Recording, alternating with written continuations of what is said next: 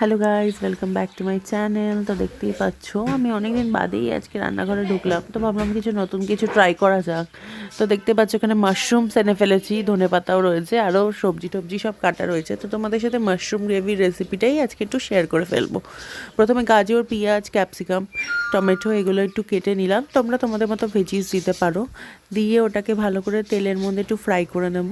যখন লালচে লালচে হয়ে যাবে তখন মাশরুমগুলোকে ওই ফ্রাইজের মধ্যে দিয়ে দেবো। দিয়ে স্বাদ মতো নুন, হলুদ, একটু লঙ্কা গুঁড়ো দিয়ে দেবো। দিয়ে ভালো করে মিক্স করে নেবো যতক্ষণ এটা কষছে।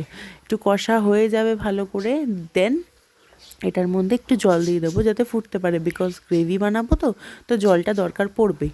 তো এটার মধ্যে জল দিয়ে ফুটতে লাগবে। তোমার যদি মনে হয় তুমি বেশি গ্রেভির পরিমাণটা খাবে, সেটা তোমরা তোমাদের মতো করে জলটা দিতে থাকবে। আমি অল্প খাবো বলে অল্পই জল দিয়েছিলাম। তো এটাই ফুটতে ফুটতে যখন দেখবো একটু নুনটা কম কম লাগছে, আবার একটু নুন দিয়ে দেবো।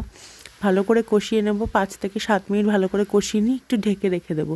তারপর কিছুক্ষণ বাদে নামিয়ে ফেলবো, দিয়ে ধনেপাতা দিয়ে গার্নিশ করে নেব। তো কীরম লাগলো রেসিপিটা জানিও, আর এরকম আরও কিছু রেসিপি লাগলে আমাকে কমেন্টে করে জানিও। নেক্সট ভিডিওতে দেখা হবে। টাটা।